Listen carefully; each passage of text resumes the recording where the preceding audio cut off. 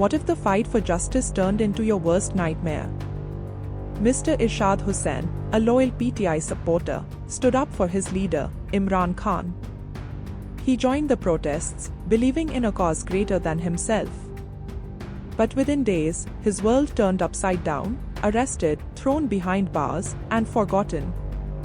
Over 30 days in jail, and when he finally got out, he reached out to the party's local leadership, expecting support. But what happened next was even more shocking: silence. No one met him. No one cared.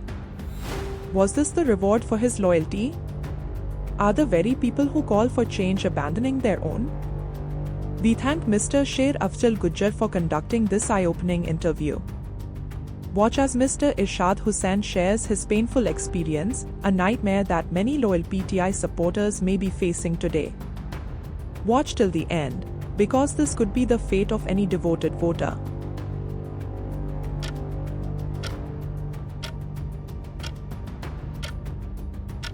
इरशाद हुसैन पाकिस्तान तहरीक इंसाफ के मुतहर्रिक कारकुन हैं और ये जो 26 नवंबर का वाक़या हुआ था, पीटीआई का धरना हुआ था, उसके नतीजे में इरशाद हुसैन को भी गिरफ़्तार किया गया था। इरशाद हुसैन का तल्लुक़ ज़िला मानसरा के इलाके एलकोट से है और काफ़ी अर्सा इन्होंने जेल में गुजारा और इनको अपनी जो क़यादत है पाकिस्तान तहरीक इंसाफ की, ख़ास तौर पे ज़िला मानसरा की जो ज़िली और सूबाई क़यादत है, उससे बहुत गिले शिकवे हैं। ये आज हमारे स्टूडियो में आए हैं। इस हवाले से ये अपनी क़यादत के हवाले से कोई पैगाम देना चाहते हैं, कुछ अपने बारे में बताना चाहते हैं कि ये किस तरह गिरफ़्तार हुए, कितना अरसा जेल में रहे, इनकी फ़ैमिली ने किस तरह की मुश्किलात झेली और इनको किस तरह के मसाइल का सामना करना पड़ा और पार्टी की तरफ से किस तरह का रिस्पांस इनको मिला या रवैया कैसा रहा इनके साथ।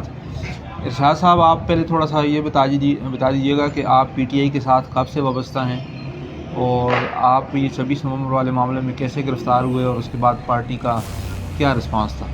जी, बिस्मिल्लाहिर्रहमानिर्रहीम। शराफत साहब, बहुत बहुत शुक्रिया आपका। मैं पार्टी से एज ए उनकी तंजीम का कोई मेंबर नहीं था, अलबत्ता मैं वैसे ही उनका एक साइलेंट सपोर्टर था। तो 26 नवंबर का जब ये धरना पे जब एहतजाज हुआ तो उससे कुछ रोज़ ही बाद में जब 4 दिसंबर में अपने ऑफिस से अपने घर जा रहा था तो मुझे अचानक चंद सिविल कपड़ों में लोग थे, 3-4 उन्होंने रोका और उन्होंने मेरा नाम वगैरह दरियाफ्त करने के बाद उन्होंने मुझे अरेस्ट कर लिया कि 26 नवंबर के धरने के हवाले से पर हमारी कुछ रिजर्वेशन है, हम आपकी इंक्वायरी करेंगे, उसके बाद हम आपको वापस छोड़ देंगे। बहरहाल उन्होंने ऐसा नहीं किया, उन्होंने किसी को पता भी नहीं चलने दिया, मेरे घर वालों को, मेरी फैमिली मेम्बर्स को, दोस्त अहबाब को। वो डायरेक्ट मुझे किसी नामालूम मुकाम पर ले गए। उसके बाद कहाँ से था आपको? जब मैं अपने ऑफिस से एज ए रूटीन 9 to 5 और 5 बजे के बाद मैं अपने घर वापस जा रहा था इस्लामाबाद से। तो मेरी मोबाइल की लोकेशन को ट्रेस करते हुए चंद लोग थे जो सिविल कपड़ों में थे, गाड़ी भी सिविल थी, तो उन्होंने अपने आप को CTD का शो किया कि हम CTD काउंटर टेररिज्म डिपार्टमेंट से हैं और हमने आपको अरेस्ट करना है।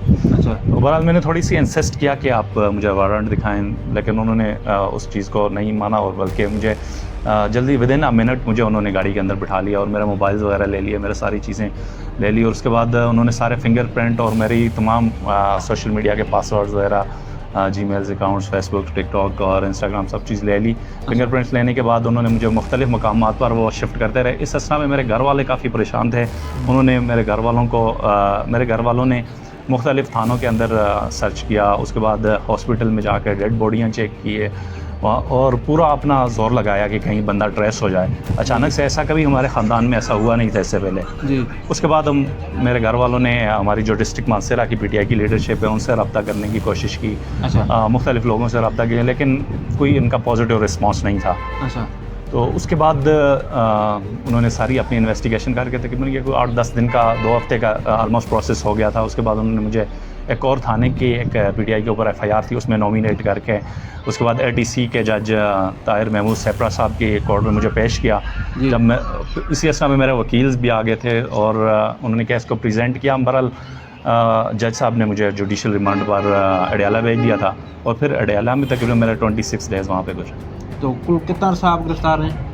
तकरीबन मेरी 17 दिसंबर को उन्होंने कोर्ट में पेश किया था। 4 दिसंबर से 17 दिसंबर का अरसा जो है ना वो नामालूम मुकाम के ऊपर ही था, और मुख्तलिफ पुलिस स्टेशन के ऊपर रात को लेट नाइट छोड़ते थे, सुबह फिर वहाँ से पिक कर लेते थे।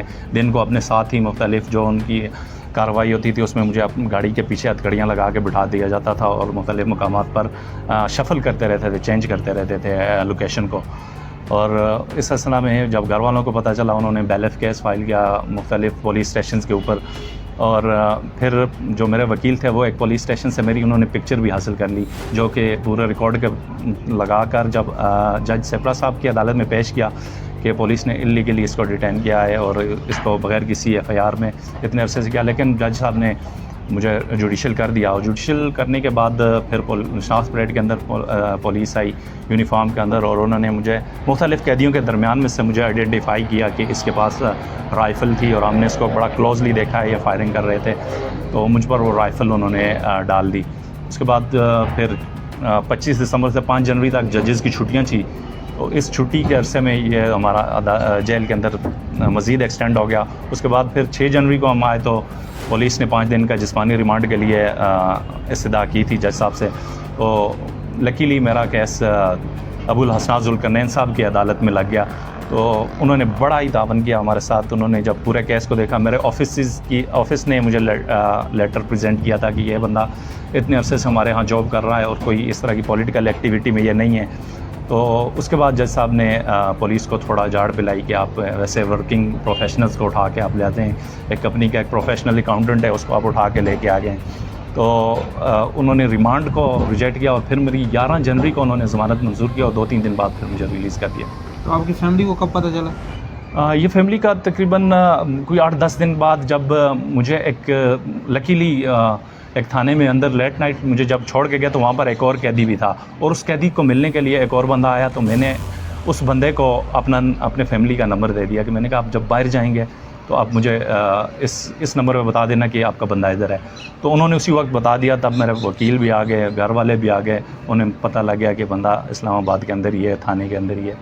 तो तब फिर इन्होंने मुझे एक एफआईआर के अंदर डाल के प्रेजेंट किया कोर्ट के अंदर। तो अब आपको अपनी जो पार्टी की क़यादत है उससे क्या गिला है? पार्टी की क़यादत में हमारे यहाँ पर जो स्पीकर साहब हैं बाबर सलीम सवाती साहब, जो कि पूरे कैफी कैब में एक रिप्रेजेंटेटिव हैं पूरी पार्टी के, उन्हें तो पूरे कैफी कैब के अंदर वर्कर का ख्याल रखना चाहिए था, लेकिन मैं तो उनके अपने डिस्ट्रिक्ट का था, ज़िले का था, मैं तो उनके बहुत करीब उनकी कंस्टिट्यूंसी से हूँ। और फिर कमाल सलीम सवाती साहब जो बड़े यंग और एनर्जेटिक लीडर हैं, अपकमिंग लीडर उनको हम समझते हैं, और वो वाइस प्रेसिडेंट भी हैं कैपी के, उनके अंडर भी पूरा कैपी के आता है। तो उन्हें अपने डिस्ट्रिक्ट के वर्कर का इतना अगर ख्याल नहीं था। इस असना में मेरे जो फैमिली मेम्बर्स उन्होंने इन दोनों से रब्ता करने की कोशिश की और रब्ता हुआ भी। हमारे MPA की जो कैंडिडेट थे अब्दुल शुकुर ओमानी साहब, उनसे रब्ता करने की कोशिश की। कमाल सलीम सवाती साहब से रब्ता किया, उसके बाद बाबर सलीम सवाती से, इमरान सलीम सवाती से, इन सब लोगों से रब्ता किया, लेकिन कोई पॉजिटिव रिस्पांस नहीं था। ना ही जो वकला ने शुरू के अंदर कुछ सपोर्ट की। जो PTI के असली वकला और सोशल मीडिया जो है वो एक मेन स्ट्रीम के लोगों को top tier leadership, second tier leadership को कवरेज देते हैं। नीचे के वर्कर जो हम जेल के अंदर थे, तकरीबन 60-70 लोग PTI के थे, तो उनके साथ किसी ने कोई रब्ता नहीं किया। सख्त तरीन हालात के अंदर वो वर्कर वो अब भी मौजूद हैं। मुझे तो लकीली ज़मानत मिल गई, लेकिन काफ़ी ज़्यादा और भी मेरे दोस्त हैं वो अभी वहाँ पर हैं। अच्छा, आप क्या मैसेज देना चाहेंगे इस हवाले से, जो आप जिस सूरत से आप गुजरे हैं पार्टी के, अपने ज़िले की क़यादत को, सूबे की क़यादत को और मुल्क की क़यादत को? जी हाँ, मैं आपके बड़ा एक वेल रिनाउंड मीडिया प्लेटफॉर्म है, इसके ज़रिए मैं यही पैगाम देना चाहूँगा कि काफ़ी वर्कर अपने अखराजात के ऊपर अपने सारे मामलात करके वो रिलीज़ हो गए, लेकिन बहुत ज़्यादा इस तरह के वर्कर हैं जिनके पीछे कोई आने वाला भी नहीं है और वो कसम पुरसी की हालत में वहाँ मुख्तलिफ़ जेलों के अंदर हैं, और उनका एक्चुअली इतना ज़्यादा PTI से ताल्लुक़ भी उनका नहीं है, फिर भी उनको उठाकर एक नमज़ पूरा करने की कोशिश की गई है। तो सख्त तरीन हालात से वो बेचारे मुकाबला कर रहे हैं। हम तो जैसे तैसे 1.5 माह के अंदर हम ज़मानत के ऊपर आ गए, लेकिन काफ़ी लोग जो हैं वो अभी भी उनके अंदर है। तो मुझे डिस्ट्रिक्ट जो हमारी क़यादत है या पूरे सूबे की क़यादत है वो अपने रिसोर्सेज को यूटिलाइज़ करें, वो वहाँ पर तकरीबन बेसिस नेसेसिटी की चीज़ें जेल के अंदर पहुंचाई, क्योंकि पीटीआई का जितना भी कैदी है उन पर बड़े सख्त हालात जेल के अंदर हैं। उनको किसी से मिलने नहीं दिया जाता, उनको बैरक से बाहर नहीं जाने दिया जाता, उनके जो दीगर कैदियों को जो फैसिलिटीज़ हासिल हैं वो उनको नहीं दी जाती। तो वो बड़े कि एक ऐसा महसूस होता है, कंडीशन में ऐसा महसूस होता है कि हम किसी गैर मुल्क की किसी जेल के अंदर हैं और हम इस मुल्क के ख़िलाफ़ कुछ काम कर रहे थे, जिसकी वजह से हमें एक फ़ॉरेन एजेंट के तौर पर ट्रीट किया जा रहा है।